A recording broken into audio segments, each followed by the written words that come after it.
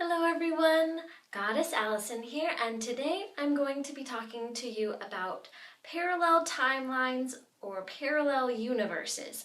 And the reason for this is because I visited a parallel timeline. First of all, I don't like to call it parallel universes because I think we all live in one same universe. It's just the same universe but with different timelines, and maybe we don't quite understand this in our wider global culture about the laws of physics or quantum physics, about how this all works, but I think after having this experience, I think that we all live in one same universe that operates on the same laws of physics and quantum physics, on the same laws of perhaps geometric fractal, that of the plutonic solids that fit inside each other. We all live in the same universe, but with different timelines.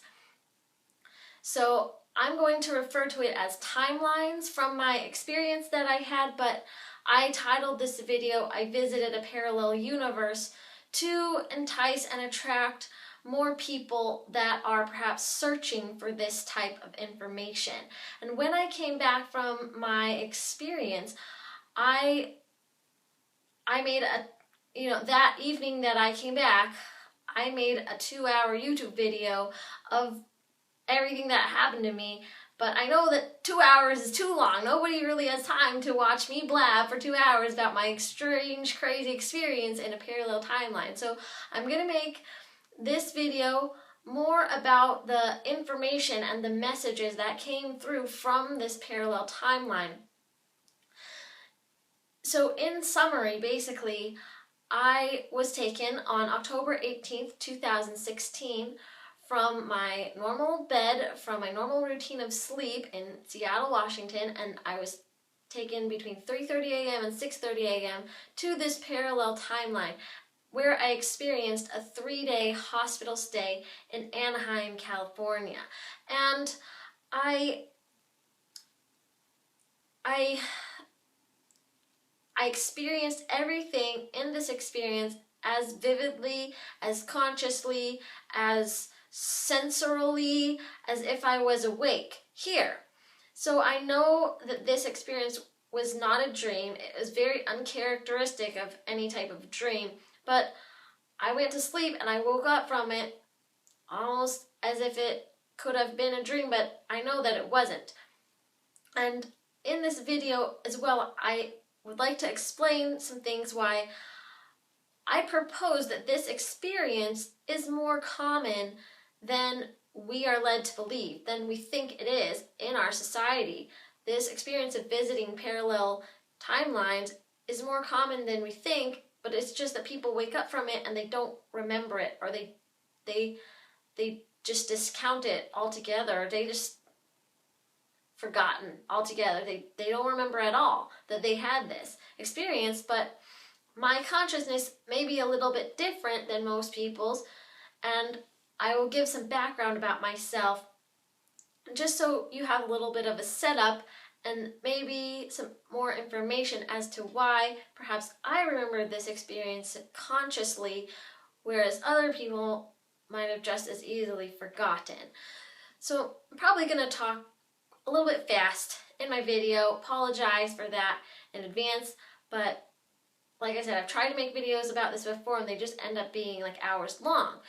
So I don't want to take up too much time for a YouTube video. So just a little brief background about myself. I'm an average American citizen living in Seattle, Washington. Right now the date I'm making this video is November 2016. My first 2-hour video, for personal reasons, I put as unlisted. But people that have watched my 2-hour video have said that this video opened up doors for them. It opened up their consciousness somehow. They had different dreams in dream time that were just like more amazing or more enlightening, or they just had some kind of awakening in their consciousness. So I think this information is more important than I originally gave it stock to. And so I'm just a normal, average American citizen. As far as I know, I don't have any military or government training. I know some people might think, oh, time travel, parallel timelines alternate universes, whatever, that's reserved for, certain people, maybe CERN or Area 51 or HARP or whatever, As far as I know, I don't have any military government training, and that's not a big thing in my immediate family. I am a preschool teacher. I love my job and career as a preschool teacher, but preschool teachers in our society are not paid very well at all. We make a near minimum wage, and that doesn't allow for a savings account for extra expenses, so I got a second job as a restaurant hostess. So I work 7 days a week, 60 hours a week, thereabouts, but I also have a lot of training in holistic health and wellness, in spirituality, independent of any kind of religion or religious dogma. I have a lot of training in holistic health and wellness and spirituality, in all kinds of facets and fields of that arena and that realm. As a life coach, meditation teacher, I can make crystal jewelry. I know a little bit about all kinds of stuff, changing your diet to alleviate health problems, and the list just goes on. So I also watch a show on an internet television channel called Gaia TV, and this show is called Cosmic Disclosure. And I found this show in September of 2015, and at the time there were only a few episodes of the show. Now there's over 70 episodes of this show. It's about 30 minutes long. And in this show, it simply consists of two guys sitting in chairs having a conversation. One man, David Wilcock, the host of the show, interviews another man named Corey Good about his career and his experience in a clandestine government space program. He had a 20-year career in space program, and then he's had direct contact with extraterrestrials. And before I found this show, I wasn't open to any type of factual information about extraterrestrials. In our society, this subject is labeled conspiracy theory, false, all kinds of, mumbo jumbo is attached with this subject. It's very taboo, maybe reserved for top secret government or whatever. But as well as I can describe it, David Wilcock, he also has other shows on Gaia TV, which I've seen all of the episodes for. I've read all of Wilcock's books, and as best I can describe it, David Wilcock's work has to do with the physics of spirituality, and Corey Good's work has to do with the issue of extraterrestrials and how that fits into our human history, our global history, what is still going on today, and how that affects us in our everyday life. And David Wilcock also talks a lot in his work about a body of material called Ra and the Law of One, and I've read through all of Ra and the Law of One. It's available for free online. So I have this education in my consciousness that may be different from other people. I also saw a few videos that a woman named Bridget Nielsen did, and Bridget Nielsen sought the help of a hypnotherapist named Barbara Lamb to recall alien abduction experiences. And she talks about a benevolent hybrid human extraterrestrial program, and Barbara Lamb wrote a book called Alien Experiences, which I also read. So I have this background in my mind, and the closest thing that I have to relate this parallel timeline experience to is an alien abduction, but it wasn't really an abduction. The experience that I had there, the abduction kind of has negative connotations. My experience in the parallel timeline was very positive. They seemed like a very benevolent, compassionate peoples, and maybe I was taken there against my conscious knowing, but perhaps, against my free will, but somewhere I have a spiritual free will that authorized this going to this parallel timeline. So aliens, UFOs, flying saucers, out of the ordinary stuff, holistic things, paranormal things, they're not so strange to me. They don't seem like foreign, false topics anymore after having read all this material, having seen all these shows. They seem like just everyday fact of life. I had, someone suggested to me that I make another video focusing on the important information of the third day of my visit, because that's really the juice of this experience. But, this stuff, I wasn't even going to make more videos because this stuff just seems normal to me after a while, which is a little bit weird to think about, like how I could have an experience in a parallel timeline and just be like, it's not really a big deal. So I'm making more of these videos to help other people out there get to know that this stuff does exist and these things do happen. So just to summarize my first days of experience at this hospital, and that is that I went to sleep, I woke up in this hospital. It was a little weird, but I got the sense that I had been there before. And there were two men there to take care of me, Nicolas and Peter. Nicolas was a younger gentleman, looked like he could be around my similar age. I'm 32, and I know a lot of people don't think I look like it, but he looked to be like he could be in his 30s. And the older gentleman, his name was Peter, and he looked to be, he had gray hair, and he seemed very, as well as I can describe, he seemed very doctorly, had this get to it, get to the task kind of business attitude about him, and he only came in sometimes. So Nicolas was always there. He was always there in the hospital, in my hospital room, to take care of me through these 3 days, and Peter only came in sometimes when something important was happening, when there was a session running or an experiment to be done.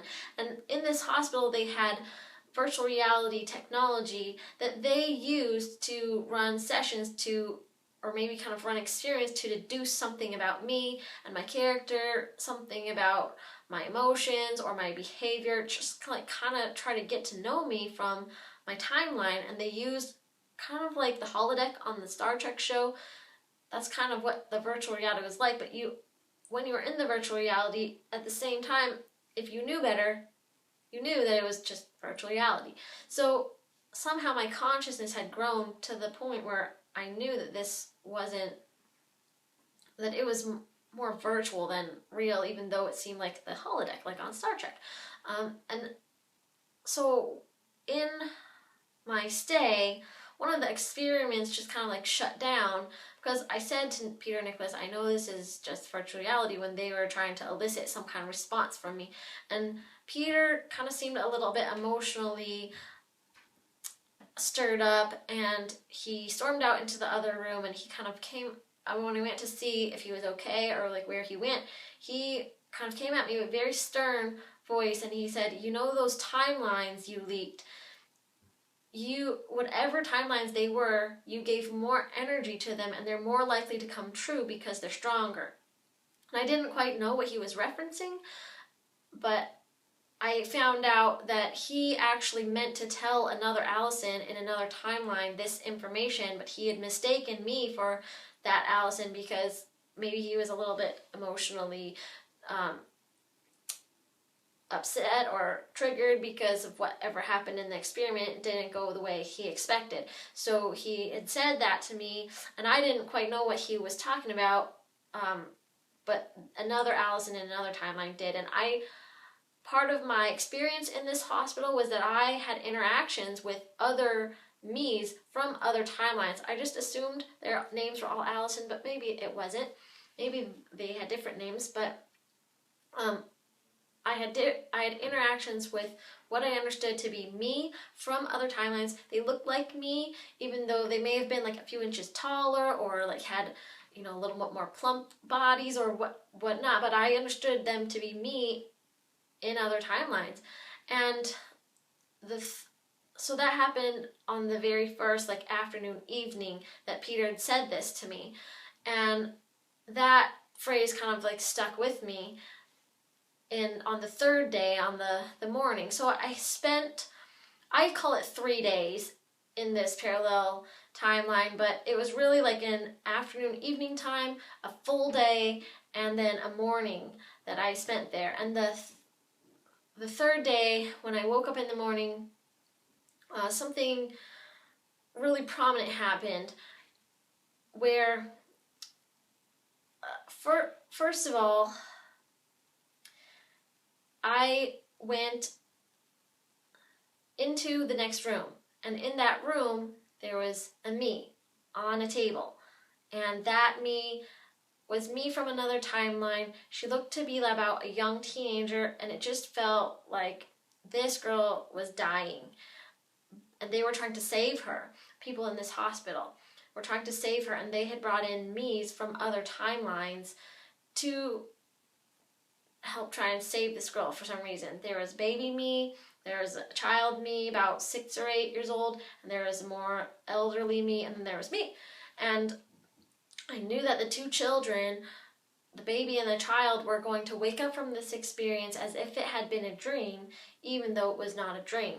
And I knew that the elderly me was not going to wake up from this experience just thinking it was all a dream. She was very consciously aware and awake. She was just observing everything that was going on in the room. The two kids looked a little bit scared, like they didn't know what was happening. They didn't know where they were, what was going on. And I was consciously remembering all of this, experiencing it very sensorily and very vividly, and I knew that the older me also, she was observing everything that's happening in the room, and she knew that this wasn't just a dream. And so there was all these me's there, and the nurse that was in this particular room trying to save this girl on the table, she looked non-human. She looked like an extraterrestrial. She looked to be a cross between a gray alien, the stereotypical big eyes, small bodies, greenish, grayish, whitish skin, that stereotypical view of alien that we have in our culture, in our society. She looked to be a cross, a hybrid between one of those kinds of beings and an insectoid humanoid type being. And I knew from both my education from Cosmic Disclosure and Bridget Nielsen that that there were insectoid humanoid extraterrestrials and these greys, as they're called. So I thought that this nurse was just a cross hybrid between those two, and it didn't seem weird to me, didn't seem strange or unusual or out of the ordinary, and I wasn't scared. And so this nurse also, she was just really nurturing, so loving, and just seemed just compassionate, just the vibe that came from her was just so healing and nurturing. Her whole beingness just really fit this role that she had as a nurse in this hospital trying to save this girl. So she was the nurse, and then I couldn't really tell that whether or not things were going well for this girl on the table, if she was going to die or not. I didn't know, but they didn't need us all in the room anymore, and so the nurse kind of shooed me back to my hospital room where I had stayed that 3 days, and there was a monkey in my room. And this monkey's name was Muffin. I kind of had the sense of familiarity with this monkey, like I had spent time with it before. And the monkey had very soft fur, very cute face. It had been sent into my room to provide companionship and just emotional support, well-being. I knew this monkey had been trained to be comforting and compassionate. It knew how to give hugs, and it was about the size of a large cat, and it had very soft fur. I knew that this monkey had been bred to have fur that was very soft. And the monkey's name was Muffin, and I picked up the monkey and I kind of held it, and it had a little tag on its waist, almost as if a dog or a cat would wear a collar, but this monkey had a tag around its it was like a waist collar, like a belt with a collar on it. And I knew that this collar, it was a digital screen, but it was very lightweight, felt like fabric. It was almost like that reflective material that traffic workers have on their jackets, so cars watch out for them. You know, it was that sort of feel and that thickness. It was very thin. It felt like fabric material, but it was a digital screen, and I knew that this screen somehow was connected to my consciousness or my timeline or whatever. So I hadn't quite really noticed that this tag was there before, but I looked down on it and it had some words, like digital words, and up to this point I wasn't really quite sure where exactly I was, but there were words on this tag, and it said a message. It said, "Trump's defeat before you return." And at the moment I thought, oh no, oh my goodness, because I knew that the time that they had taken me from it was October 18th, 2016, and I thought this message meant that they were going to keep me here for longer than a month, past the presidential election, and I wouldn't get to find out what happened. But after Trump won the election, I also thought that maybe this message could have meant that somehow Trump was going to get defeated as president, or his craziness was going to get kind of reined in or like toned down somehow, and whatever this event was that might happen, this was going to happen before I would return to the hospital, not before they were going to return me to my native timeline. And I thought, well, you know, I could have misinterpreted what this message meant at the time, because it was kind of like visiting another country. When I went to this timeline, even though it was us in these other timeline, it was, you know, things were quite out of the ordinary, and I'll explain why later. But this tag said Trump's defeat before you return. I understood it that they were gonna keep me here for over a month. And I was like, oh no, oh my goodness, like, and then I turned to Nicolas and I asked him. I said, hey Nicolas, if something happens in my country while I'm here. Well, first I said to Nicolas, hey Nicolas, I know that's not your real name, but that's just the name you've told me your name is, so that's what I'm going to call you right now. But if I knew your real name, I would use it. So I was kind of setting it up for him that I was going to ask him something serious. And they probably told me their names were something that was familiar to me, familiar to my consciousness, because maybe they had names that, you know, I couldn't pronounce, or that just weren't, they were just really foreign to my ear. I don't know. So they told me their names were, they had told me their names were Nicolas and Peter a long time ago when I had visited this hospital before, but I kind of somehow knew that wasn't their real names, but I wanted to set it up for them, that for him, for Nicolas, that I was going to ask him something serious. And I said to him, if something happens in my country while I'm here, would you tell me about it? Would I even be allowed to know about it, or could I watch the news from my timeline? And he looked a little perplexed, like he didn't know quite what I was referencing. And he said, he basically asked me, you know, like, what could it be that would happen that you'd want to know about while you're here, that you'd want to watch the news for? And I think he knew that I don't watch the news regularly. And I told him about the presidential election of 2016 and this message that I had read on Muffin's tag, and Trump's defeat before you return. And then I looked back at the tag, and the message, it had changed, you know, something else. It was a digital message. And so Nicolas looked a little bit kind of like something was amiss. Like he didn't really know what to do about it. Like he didn't really know what was happening. And I kind of recalled that in my life here, I had read something a long time ago that said you don't read in dreams, because the part of your brain that is required for processing numbers, letters, and logic, and reading letters and things, it's not accessible when you're dreaming. Or maybe you might read something and look back and it's gibberish or something like that. But so I knew that something was amiss for him. Not something was amiss in a bad way or a negative way, but just something was amiss, a little off, and he didn't know what to do about it or how to respond. And so he said, come over to me, we're going to go to the roof. And in my emotions, I was like, oh goody, I'm gonna get out of this room, because in the hospital room where I stayed for a few days. And again, like, this stay was a little bit longer than usual, and I was, a little homesick. I was a little tired, and I wanted to get out. And there was a window in my room, but it was like frosted glass. I couldn't see out or see what was outside, but I could see the light coming in, and like I could tell what time of day it kind of was. So I put the monkey on the bed, and I went over to Nicolas, and then boom, we were on the roof of the hospital, like we'd been teleported there. And in the next part of my video, I'm going to get into what happened on the roof of this hospital.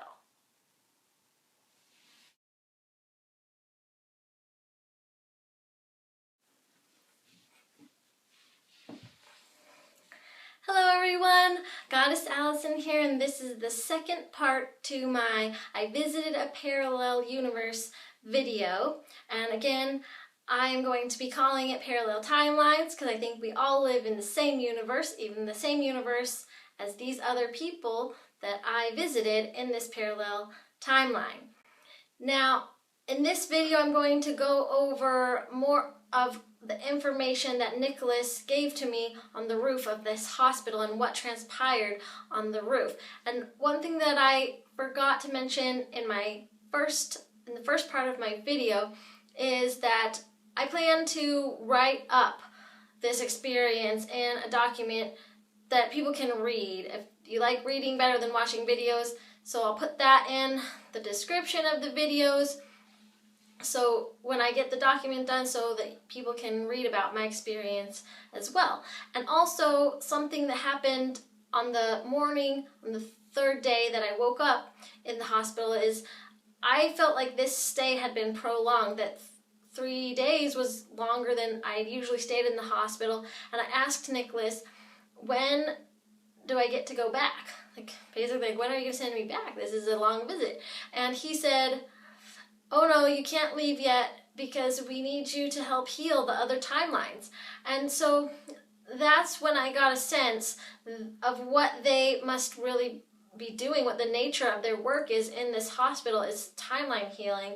It's kind of how I could deduce it in my mind, is that they were doing timeline healing, and they needed me because my consciousness was a little more awake and aware and advanced, especially maybe for my timeline. They needed me to help heal my cells in other timelines, heal my consciousness, and help wake up the other me's in the other timelines. And so that's when I got a sense of what they were doing in this hospital. And on the roof of the hospital, boom, we were teleported to the roof. It seemed like we were teleported there. I could look out and I could see the city, because in my hospital room there was a window, but it was kind of like frosted glass. Like, I couldn't look out and see where I was, but I could tell what kind of time of day it was because of the quality of light that was coming in from the window, but I couldn't see the buildings that were out there like I could on the roof. So I looked out and I could see the city I was in. I really tried hard to recognize the architecture and see if I could see any prominent landmarks so I could tell maybe where I was. And I couldn't see any prominent landmarks. Well, I live in Seattle, and Seattle has the Space Needle, and like Dallas has that tower with the ball, and there's like the Golden Gate Bridge and the arches in St. Louis, and like all these different landmarks we have in our cities, but this city didn't appear to have any of those prominent features, and I was looking for that and in the skyline, and I could look out and I could see that this city looked unfamiliar to me. It didn't look like Seattle. I definitely knew I wasn't in Seattle. And I'm a preschool teacher, so this is how I related the shape and the architecture of the buildings. Just seemed like someone had thrown out a bunch of kitty blocks out into the city, and those are the shapes of the buildings were not all square and rectangular like our buildings are. Some of them were round, like globe type shapes. Some of them were pyramid shapes, but most of them in like a big cluster that I could see were, that stereotypical house shape that you draw when you're a kid, that you draw to make a house when you're a child, with the square on the bottom and then the triangle on the top. A lot of these buildings that I could see down there and a lot of them were smaller than the building that I was on, where I could look out, and the sun was coming up, and the buildings that were near me were the height of the building I was on or taller, and a bunch of buildings out there looked like cubes or square type shape on the bottom, but pyramid on top. And that's kind of what I recognized about this architecture, is kind of how it looked. And I also saw something in the distance that was like round, and I kind of associated it as it could have been a giant Ferris wheel for all I knew, but I didn't know what it was, and it didn't look prominent enough to be like a special landmark for the city. So I didn't know where I was, but it was so beautiful. Like, it was breathtaking view up there. The sun was coming up, so I kind of knew where east was, and the light was reflecting off the buildings, and I knew that they were like kind of glassy buildings, even though the buildings kind of like orangish or yellowish with the light reflecting off, but they were just like glassy buildings reflecting the beautiful sunlight coming up. And I didn't know where I was, but I turned back to Nicolas. I was about to ask him, what city is this? But he said to me, he said, do you know what's going to happen next in my timeline? And it was almost as if I had some kind of capability or abilities to foresee what was going to happen in his timeline, or that I knew something about what this meant, that I was consciously able to experience this whole visit at his timeline, that I was reading messages on a tag, what this event meant, as if somehow I had learned about it from David Wilcock's information or material, or Ron the Loved One, I don't know. But somehow I did have the answer to what Nicolas was asking me, that I knew about. And after this experience, I thought, well, maybe I was quantumly connected to the information somehow, and I had more capability to know about it than Nicolas had somehow. And I said to him, well, if we're near Washington, D.C., that would be bad. We're not near Washington, D.C., are we, Nicolas? And not that would be bad, like traumatic, but like, well, that wouldn't be very good. Like, maybe the government knows like that something is amiss in my visit here. And so he didn't really answer me. I wanted him to tell me if we were near Washington, D.C. or what city we were in, but he didn't really answer me. He just seemed like he had other things on his mind, more important things to go do than take care of me there on the roof of the hospital. And then a device hovered in the air over towards Nicolas, kind of about head height, a little bit higher, and this device was shaped kind of like a scoop, like one of those ball catcher scoops, but it was upside down. But this device was a piece of technology, hovered over, had a scoop shape and like a handle, and Nicolas grabbed it out of the air and he scanned his head with it. And when he scanned his head with this device, he turned into a android robot looking person. Like, he still looked like a person, but he looked like an AI android robot. And at first I got freaked out, like, oh no, am I in a place where they have AI virus and transhumanism? And I got a little scared for a sec, but I tried to like check in with what I was observing, and I got like that, no, this was a very safe place. All the people here have souls, so they weren't just like biological machines or avatars or whatever. They weren't just automatons, like they hadn't given over to transhumanism, and it was okay. And the device also tried to hover over to me, but I just like took it out of the air and like threw it off, and it kind of like flew away, because I didn't want this device to scan my head and turn into a robot, give over into transhumanism. And I remembered what Peter had said to me on my first day of this experience in this parallel timeline. He said, whatever timelines you give the most energy to, they're more likely to happen because they're stronger. So I wanted to give more energy to a timeline where there's ascension and a lot more peace on Earth, and a lot of technology is released and liberated for us that our government develops but kind of hoards for themselves, because it would collapse society as we know it in a good way, we would have no more money. Like, in this timeline, they just seemed like they had a very different structure to their society, and they seemed like they were 20 to 50 years more advanced, if not 100 years more advanced in technology than we are. And we were on the roof of this hospital, but it was also like we were at the front entrance, like on the street corner. There was nobody really around me and Nicolas, or we had appeared on the roof of the hospital. But then farther off there was like a lot of people coming and going, shuttle-y things coming and going, very loud and bustling over there. It was like the street corner. We were on the roof, but it was like we were at the front entrance on the street corner. They clearly had better technology than I knew of in my timeline. And I wanted to give more energy to a positive ascension timeline, that they didn't have AI robot transhumanism taking over their society. So I looked in the office building next to us. It was clear glass windows that you could see in of all the people there, and I wanted to know if there's more of these robots. And I looked in the office building next to us. I thought it was an office building, but it looked most like an office building, but it could have been anything. And there were most of the people walking around looked human, or human, very human, humanoid, human. They looked human, but there were a few of them that I could see that did have this robot AI look to them, very white skin, like very pale white, just like in the Hollywood movies that are in our timeline that you see, very white skin, robot looking. They had lines in their head like they were made of parts. You could see into their joints.